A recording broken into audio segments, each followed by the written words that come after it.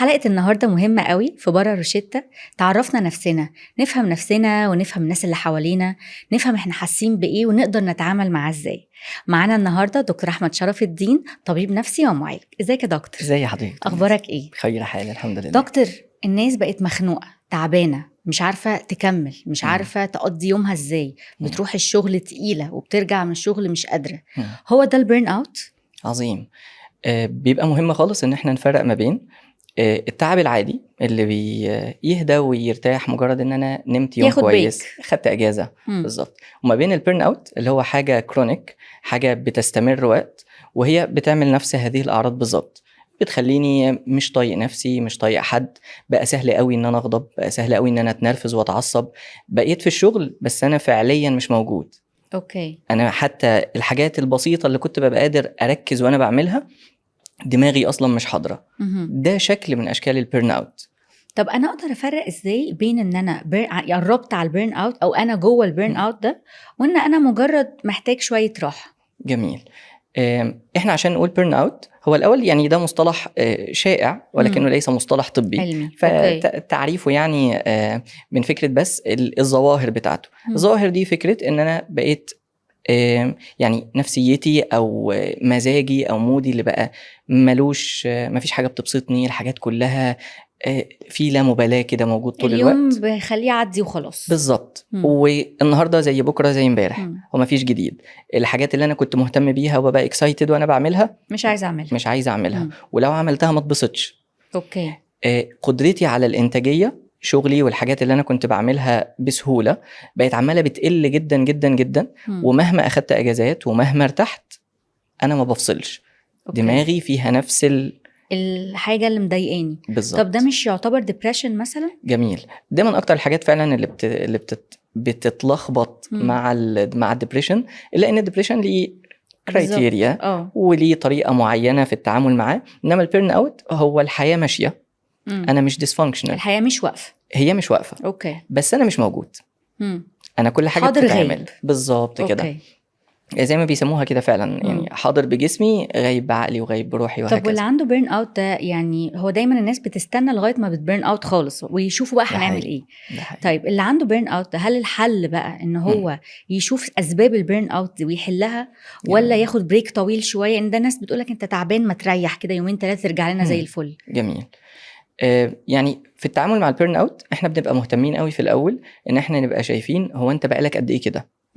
كل ما كنت متاخر كل ما ده كان هياخد وقت اطول في التعافي منه. اوكي. فكل ما لقطنا المقدمات بتاعته بدري كل ما كان التحسن كان احسن بكتير. اوكي. وده من اهم الحاجات في البيرن اوت. عشان كده البيرن اوت ليه علامات منذره او حاجات لو حصلت في الاول مجرد ما باخد بالي منها ده بيوريني انا يبدو ان انا رايح هناك. اوكي. فلازم يبقى الواحد عارف اصلا الستبس او الخطوات، السلمه ورا سلمه اللي بتوديني للبيرن اوت، واقف امتى واقدر ارجع منها امتى.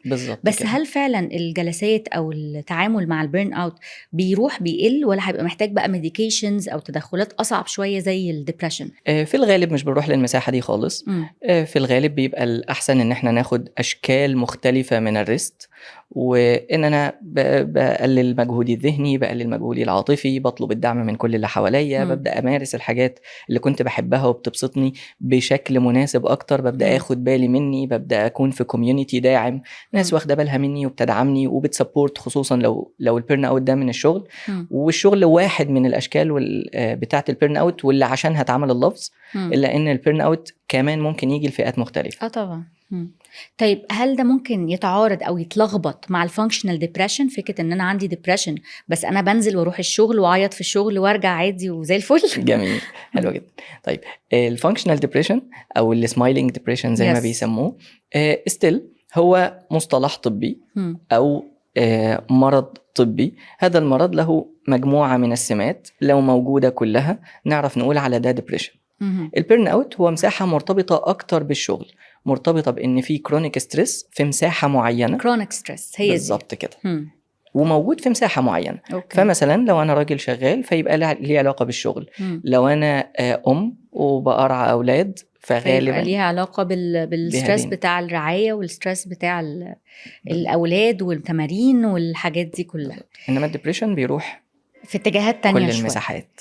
طيب هنتكلم بقى على علاقة القلب والعقل والخناقة الفظيعة اللي ما بينهم، إن أنا عقلي مش مقتنع بيه خالص، ده شخص مش مناسب، ما ينفعش نبقى أصحاب، ما ينفعش يبقى حبيب، ما ينفعش يبقى صديق، ما ينفعش يبقى أي حاجة، بس في نفس الوقت أنا متعلق بيه، أنا عايزه في حياتي. أنا بكلم كل الناس أشتكي منه، لكن أنا بالليل بكلمه في التليفون واطمن عليه. ده اسمه إيه؟ هو ده التعلق المرضي؟ جميل. التعلق المرضي برضو يعني مصطلح شائع وينفع نسميه أسامي كتير، بس يعني خلينا نتفق على هذا المصطلح. هو ده الشكل ده، أنه أنا دماغي بتقول لي مش هو ده خالص خالص، ومش دماغي بس، دماغي وكل اللي حواليا وكل اللي بحكي له، بس أنا بقلبي مش عارفة أسيبه، أنا مش عارفة أمشي. وده بيبقى ليه علاقة بنمط التعلق بتاعي. أحيانا بعض الناس يبقى عندهم ما نسميه نمط التعلق الأنكشس أو المتوتر. ده الشخص اللي طول الوقت بيخاف إن الآخر يمشي. أوكي. ودي مساحة جاية من الطفولة. يعني هو من هو صغير ممكن يكون أهله سابوه أو حصلت ظروف معينة، فبقى عنده الخوف من إن الناس تمشي وتسيبه. بالظبط كده. فده اللي بيخليه إن مجرد ما حد جه اداني شوية احتياجات يبقى أكيد هو ده. أوكي. حتى لو الاحتياجات دي مش بشكل مستقر، حتى لو هي مش مناسباني اصلا، بس هو ده اللي انا دقته، ده اللي انا اعرفه، ده اللي انا شفته. بعض الناس بتحب يعني من شغلنا مع الناس في المساحة دي كانوا بيحبوا يسموا ده بمسمى كده، يقولك it feels like home. انا وانا قاعد معاه انا حاسس انه الكيمياء بتاعتنا هناك. فبنقول انه ده هوم للاسف معطوب يعني، لانه هو يشبه فقط الجرح الاول. هو يشبه الخبرة اللي أنا خدتها من طفولتي. أنا اتعودت أن الناس بتديني حاجة وبتمشي فبروح أجري وراها. أوكي. بس ده يتحل إزاي؟ ما هو الماضي أو المشكلة أو الصدمة النفسية دي حصلت وأنا خلاص بقيت دي طبيعتي أو ده النمط بتاعي. أعالجها إزاي؟ ما أنا ما أقدرش أرجع اللي فات. يعني أحل الكونفليكت دي مع نفسي إزاي؟ جميل. أول خطوة إن أنا أبقى عارف وأقدر أشوف ولاحظ النمط بتاعي ده. وفي الغالب هلاحظ إنه هو نمط مش بس في العلاقة دي، ده نمط أحيانا هيبقى متكرر في العلاقة دي واللي قبلها. فمجرد ما هاخد بالي من إنه ده النمط، هبدأ أقرأ عنه وأعرفه أكتر، هبدأ أفهم هو إيه أسبابه، هبدأ أفهم هو أنا ليه دماغي بيتصرف كده وليه جسمي بيرياكت كده. ومجرد ما أعرف هذه الأشياء هيبقى عندي خطوات واحدة واحدة إن أنا أشوف أفكاري، إزاي أتعامل مع مشاعري، إزاي أبقى فاهم وقادر أخد قرار حكيم مناسب ليا، مش القرار اللي بنسميه إيه؟ اللي بستريح له. بالزبط. مش الصح. بالظبط كده. يعني قرار اللي بيريحني تريح مؤقت زي المسكن كده، لكن مش تريتمنت، مش علاج ليا أو حاجة فعلا حل حقيقي ليا. الأوتوماتيك. اوكي. الأوتوماتيك. طيب ليه بقى في ناس بحس ان هم ما بيتعلقوا، يعني بيبقى متعلق بحد بعد كده يقدر ان هو ينسى او يتعامل، حتى في علاقات الأصدقاء أو في علاقات الشغل أو في علاقات حد بيحب حد، بلاقي إن في حد قدر إن هو يتعامل ويعيش ويروح، وحد قاعد في القصة متأخر شوية. بس في بوينت بقى ساعات بحس إن مش عارفة أنا صح ولا غلط، اللي متأخر شوية ده هو ده اللي بيتعافى بجد. إن هو بيتعامل مع مشكلته وبيقعد يتكلم فيها بصوت عالي ويتضايق ويعيط ويزعل، بعد كده خلاص عن اللي عدى بسرعة، يلا أنا ما زعلت يومين وفرحت وخرجت وخلصنا. هل ده صح؟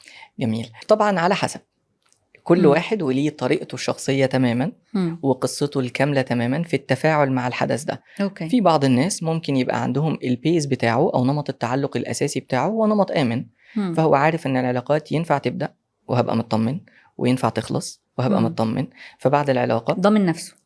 بالظبط. وده النمط الصحي اصلا، يعني احنا حتى في الثيرابي كله احنا بنتعامل مع الناس عشان نحاول نروح للمساحه القريبه من، يبقى فاهم نفسه وعارف هو بيتعامل بيها ازاي. بالظبط كده. وده نمط التعلق الامن. انت موجود انا موجود، احنا الاثنين مطمنين لبعض. مش انت موجود انا موجود انا خايف انك تمشي، او انت موجود وانا موجود بس اوعى نقرب. تمام. أوكي. فبالتالي الشخص التاني اللي هو هيبقى ليه يبدو ان هو تأثر اكتر، يبدو ان العلاقة مأثرة عليه اكتر، ده طبعا هيبقى عنده فرصة اكبر انه يفهم نفسه بعمق اكتر. فده هيفيده في العلاقات الجاية. اوكي. لكن مش ده هيسهل عليه فكرة التعافي الحقيقي او التعافي الفيك. التعافي تعافي.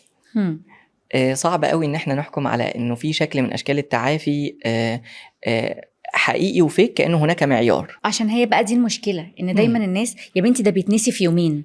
بالزبط. خلاص طب يعني ما نسيتوش في يومين اعمل ايه بقى؟ انا عندي مشكلة. في ناس ممكن تنسى في يومين وناس تنسى في سنتين. بالزبط. بس المهم ان هم يخفوا او يتعافوا، ده المهم يعني. وفي ناس ما تنساش خالص. الله. طيب بالنسبه بقى فكره التروما، ان دايما الصدمات او التروما، ناس تقول لك التروما بتقوي. هل التروما هي اللي بتقوي ولا جميل. التعافي اللي بيقوي؟ جميل. يعني الحته دي فيها الكثير من التفاصيل فيما يخص الجادجمنت على التروما. يعني انا لو شخص تروماتايزد وبسمع ان حد بيقول ماشي ما التروما دي بتقوي، انا يعني حلال عليكم انتوا، كنتش عايزها والله. بالظبط، يعني ما كنتش لازم اتصدم الصدمه دي عشان اقوى، انا كنت كويس ومبسوط عادي يعني. فالمساحه دي يعني هنبقى مهتمين اكتر بيه هو ايه تاثير التروما علينا وطريقتنا في التعامل مع ده.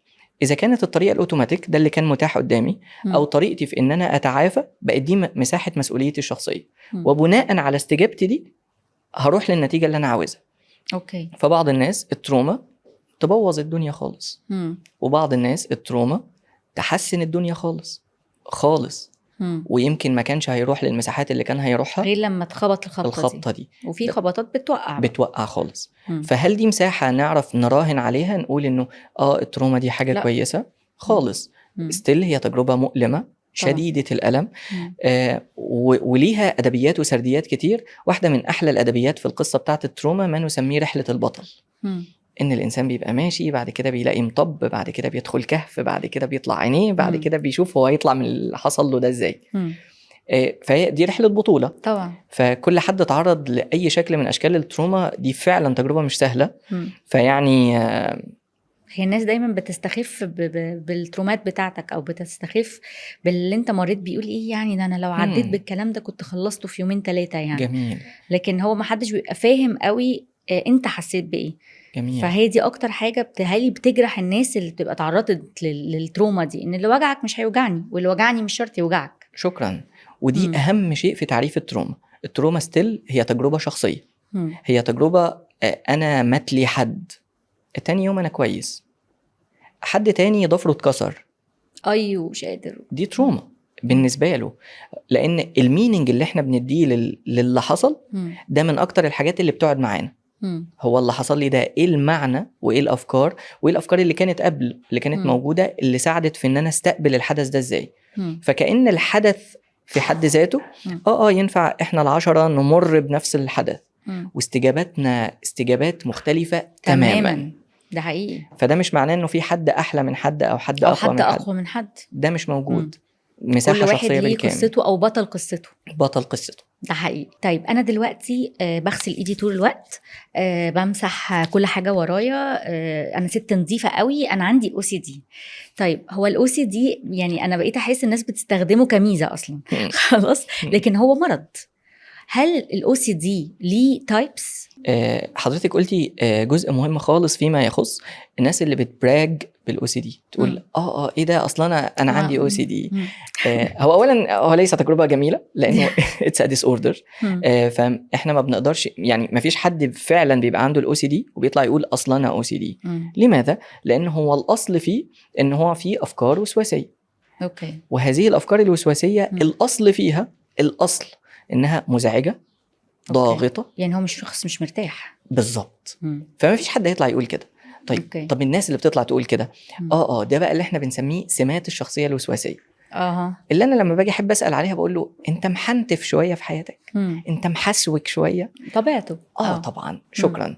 بقى دي سمه شخصيه وطبيعه. ده ليس الOCD خالص. تمام. الOCD الاصل فيه ان هو مساحه ديستريس، مساحه ستريس عنيف. انا بصوت، انا بعمل اللي انا بعمله وانا مش قادر، وانا بموت ومش عارفه اوقفه. افكار كتير قوي في دماغي وكلها افكار مش منطقيه بس مش عارفه اوقفها. بالظبط كده. ومهما حاولت بتزيد، وببقى عارف انه انا غسلت ايدي، انا ليه داخل اغسلها 6 مرات تاني؟ يعني انا مش مقتنع باللي بعمله بس مش عارفه اوقفه. وهل الوسواس او الOCD ممكن يبقى ريليتد بقى لحاجات كتير، لشك؟ ممتاز. لمثلا حب حتى او تعلق بشخص. ممتاز.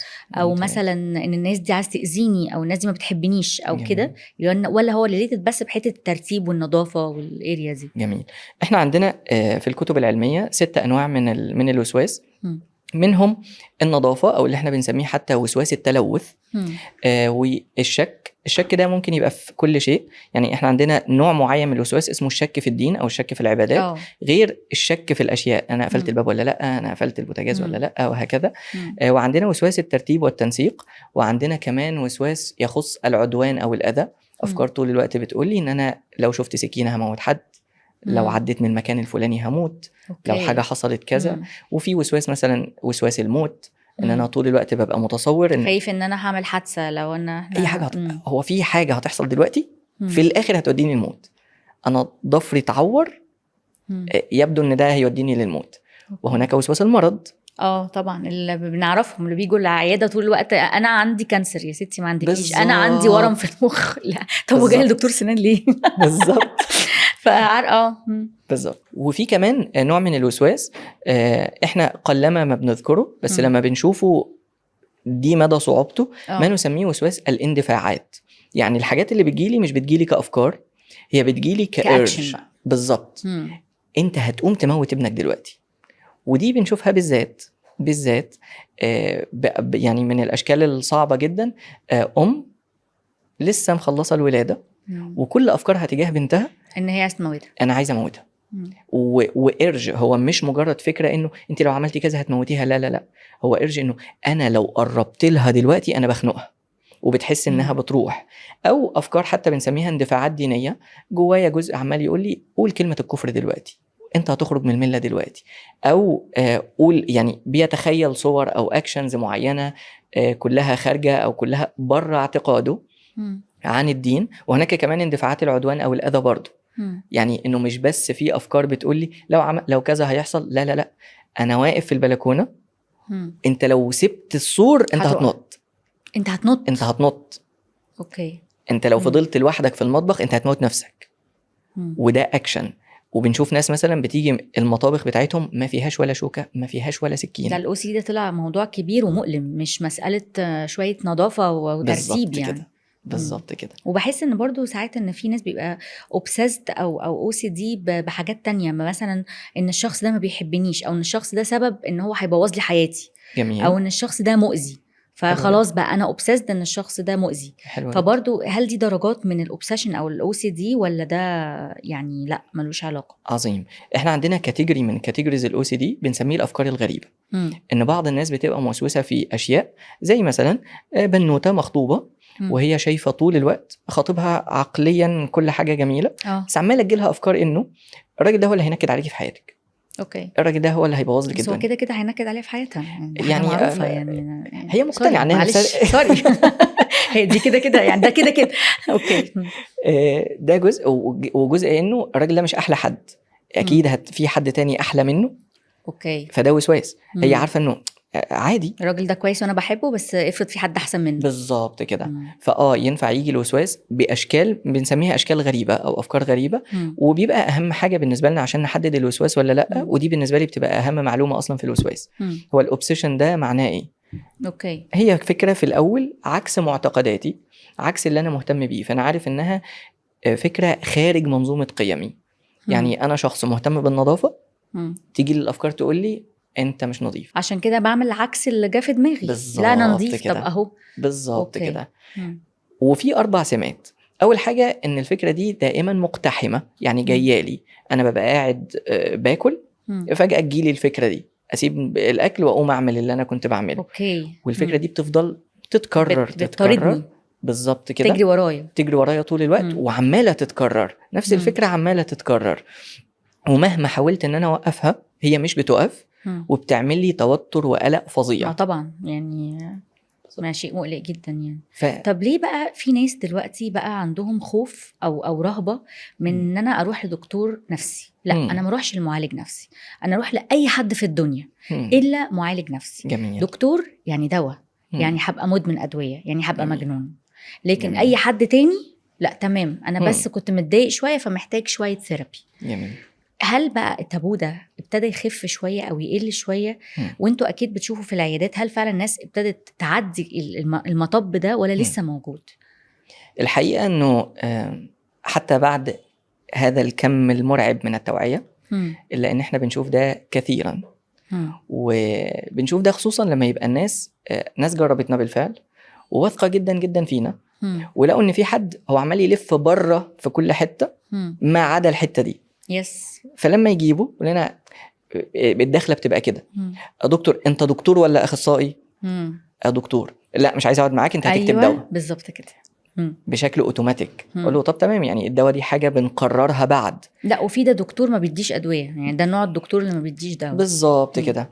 يعني ودي سمعتي في السوق بس ما علينا. لا مش يعني مش ده القصد، بس بتكلم اللي هو يعني بالعكس هو فكره بالزبط. الادويه يعني في حالات معينه بتسبورت، لكن هي مش، انا دايما بقول اتس نوت ذا فول تريتمنت. هو البني ادم دكتور نفسه برضو. يعني انت بتاخد الانستراكشنز الصح بالزبط. وبتمشي عليها، وممكن تحتاج ميديكال سبورت وممكن لا يعني ده حقيقي جدا. فلازم التابو ده يخف شويه، لان بجد الناس انا حاسه ان بقوا مأذيين. يعني على قد ما الناس كلها بقت خلاص عندها وعي ان ده عنده كذا، انا عندي كذا، ده عنده ADHD، ده عنده OCD، لكن في الاول وفي الاخر ما بنتعالجش بقى، يعني قاعدين بنشخص وخلاص. بالظبط. فمحتاجين ان احنا ناخد ستيبس اقوى شويه من ده حقيقي. والحته هنا بتشاور على جزء كمان مهم. بعد AI بقى مشهور خالص فكره انه خلاص ما انت بتتكلم معاه هيقول لك ده الشات GPT بقى شغال اصلا دكتور نفسي دلوقتي، طبيب نفسي. تمام. جدا. طبيب نفسي وليس معالج. يعني يقول لك روح خد الدواء، بس هو غالبا هيرشح لك واحد من الثلاثه دول وهيقول لك جرعته 1 2 3. فبقى يجي لي الشباب بص انا عندي كذا وكذا وكذا دي مصيبه، دي كارثه دي كارثه طبعا. لانه ده نوع الوعي اللي احنا بنسميه الوعي المعطل. انا عرفت وفاكر ان هي دي الحقيقه، فايا كان الكلام اللي هسمعه تاني من بره لا، ما ده اللي عارف عني كل حاجه. ده عارفني اكتر، انا برغي وبحكي له كل مشاكلي طول الوقت، فهو خلاص عارفني اكتر من اي حد. فانت هتعرفني في ساعه ازاي؟ فده فعلا ده اصلا حاجه من اللي فعليا دلوقتي بقت تزود التابو. لا هي الناس كلها بقت اصلا بتحكي مع شات GPT في كل اسرارها وفي كل واعمل ايه واسيبه ولا لا، ورايك ايه ورايك في شخصيته ايه، عن ان انا اروح لدكتور او اساله او حد يساعدني اصلا يعني. بالظبط كده. ثانك يو يا دكتور احمد جدا، نورتنا وشرفتنا، وبجد حلقه حلوه قوي، والواحد فعلا حاسه ان هو ابتدى يفهم نفسه فيها. ثانك يو فيري ماتش، وان شاء الله نتقابل قريب. شكرا لحضرتك. ثانك يو يا دكتور جدا. ربنا يبارك فيك. استنونا في حلقه تانية في بره روشيتا، نقدر نستفيد منها اكتر ونعرف معلومات اكتر.